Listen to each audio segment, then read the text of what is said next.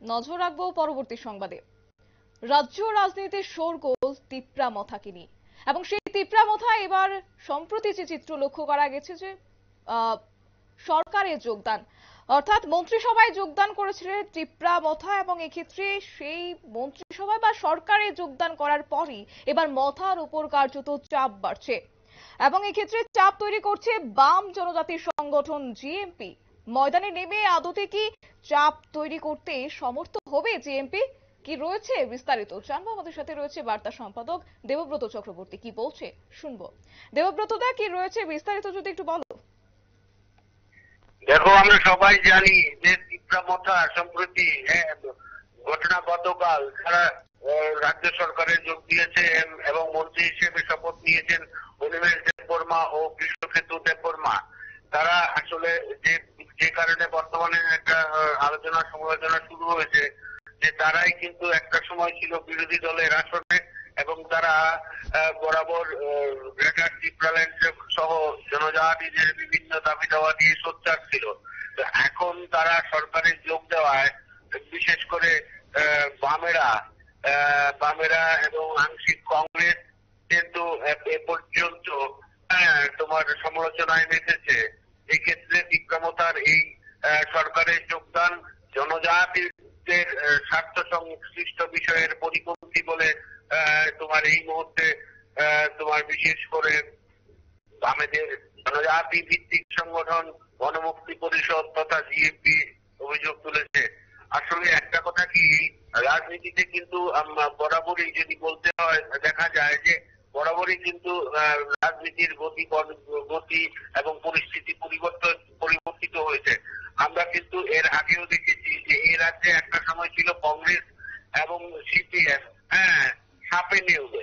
এই কংগ্রেস সিপিএম কিন্তু 2023 সালে বিধানসভা নির্বাচনে তারা একে অপরের সঙ্গে সখ্যতা করে লড়েছে। এই পরিস্থিতিতে যেহেতু এখন কথা বিজেপি তথা শাসক দলের সাথে এক প্রকার সখ্যতা করে সরকারে যোগ দিয়েছে, এখন তোমার জিএমপি এর সমালোচনায় মেতেছে, যেটা জনজাতিদের স্বার্থের পরিপন্থী বলে তারা দাবি করছেন। আসল কথাটা হচ্ছে দেখো, এই তাদেরই বক্তব্য, তারা কিন্তু ঘরে বসেই এটা করছেন। শুধু কি একটা মাত্র তোমার সাংবাদিক সম্মেলনেই শেষ? এ পর্যন্ত কিন্তু বিশেষ করে 2023 বিধানসভা নির্বাচনের পর গণমুক্তি পরিষদকে বিশেষ করে পাহাড়ে তেমন কোনো সক্রিয় ভূমিকায় দেখা যায়নি। এই অবস্থায় তারা যখন এই তোমার সরকারে যোগ দিল মথা, এখন তারা ঘরে বসে প্রেস মিট করে সাংবাদিক সম্মেলন করে নিজেদের কর্তব্য সমাধান করছেন। তো যদি মথা যদি সরকারি যোগ দিয়ে থাকে, যদি পরিপন্থী হয়ে থাকে জনজাতিদের স্বার্থের এই বিষয়টি, তবে গণমুক্তি পরিষদ করছে নাকি, তারা জনজাতিদের জন্য কি করছেন? এতটা দিন, প্রায় 25 থেকে 35 বছর এ রাজ্যে বামেরা ক্ষমতায় ছিল। এই তোমার জনজাতি ভিত্তিক গণমুক্তি পরিষদ কিন্তু বামেদের একটা বড় পিলার ছিল তাদের ক্ষমতায় থাকার ব্যাপারে।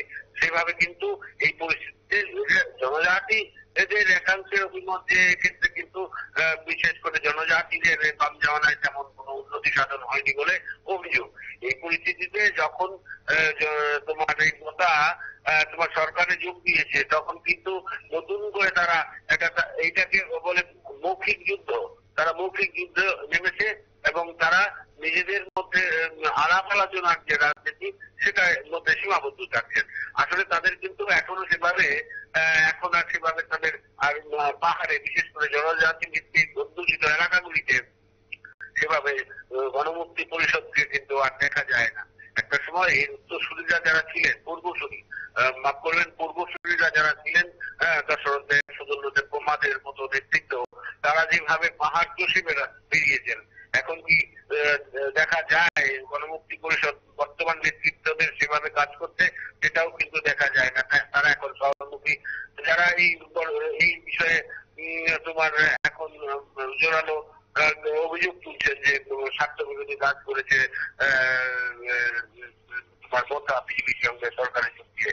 এই যে অভিযোগ খণ্ডন করাটা কিন্তু সহজ। আমি আবারও একবার এর আগে বললাম, আবারও বলছি যে কংগ্রেস সিপিএম যদি জোট পেতে তোমার ভোটের রাজনীতি রাজনীতির ময়দানে অবতীর্ণ হতে পারে, তাহলে মথা যদি সরকারে যোগ দেয় তাহলে দোষটা কোথায়? তবে দেখতে হবে মথা সরকারে যোগ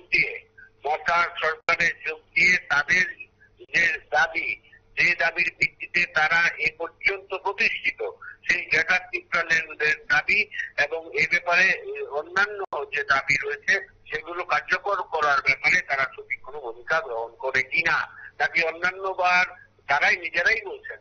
অন্যান্য ক্ষেত্রে যেমন দেখা গেছে তোমার ত্রিপুরা উপজাতি যুব সমিতি হ্যাঁ, বা এর আগে আইপিএসসি, হ্যাঁ, তারা কিন্তু সেভাবে এই সমস্ত দাবি দেওয়া নিয়ে সোচ্চার হয়নি। হ্যাঁ, মথা এবার সেই দাবি দেওয়া নিয়ে সোচ্চার হয় কিনা সেটাই লক্ষণীয় বিষয়। এবং এই আবার একটা প্রশ্ন, এই যে জনজাতিদের স্বার্থ বিরোধী এবং অভিযোগ করা হচ্ছে এই তোমার সরকারে যোগদান মথার এবং এই দ্বিপাক্ষিক চুক্তি, কেন্দ্র রাজ্য এবং মথার এই দ্বিপাক্ষিক চুক্তিকে যেমন জনজাতি বিরোধী স্বার্থ বিরোধী বলে অভিযোগ করা হচ্ছে, সেক্ষেত্রে একটা প্রশ্ন কিন্তু উঠে আসছে যে এই জিএমপি গণমুক্তি পরিষদ কি এই সাংবাদিক সম্মেলনের মাধ্যমে তাদের আন্দোলন শেষ করছে, না তারা কার্যক্ষেত্রে মাঠে নেমে কিছু করবে, কিছু করে দেখাবে? এই মাঠে নেমে কিছু না করে দেখালে জনজাতিদের দুঃখ দুর্দশায় মাঠে গিয়ে না দাঁড়ালে কিন্তু জনজাতিদের যে তোমার একটা নির্ভরতা জিএমপির ভাগে যুগবে না। আমরা এর আগেও দেখেছি যে সেভাবে কিন্তু জনজাতিদের জন্য গণমুক্তি পরিষদ অন্তত এই যাত্রায় কিছু পরপরে এক প্রকার জিএমপি এবার মাথার উপর চাপ বাড়ানোর চেষ্টা করছে, সে জায়গায় কতটা সফল হবে কি মনে করো তুমি? কতটা সফল হবে তারা জিএমপি? আমি তো বললাম শুধু তোমার সাংবাদিক সম্মেলন করে যদি সমালোচনা করা হয় এই ক্ষেত্রে তেমন কিছু সফলতা প্রাপ্তির কোনো বিষয় নেই। মাঠে ময়দানে নামতে হবে, আমার সেই কথাটাই বলা। মাঠে ময়দানে নামতে হবে আর প্রকৃতার্থে দেখতে হবে কি করছে। চিত্রামথা তোমার যোগ দিয়েছে সরকারে যোগ দিয়েও কিন্তু শরিকদল হিসাবে জনজাতিদের দাবি সম্পর্কিত ব্যাপারে তারা সোচ্চার হতে পারে, তাহলে বেরিয়ে আসবে। এটা হতেই পারে, যদি তাদের দাবি পূরণ না হয় তাহলে বেরিয়ে আসবে, পদত্যাগ করে চলে আসবেন।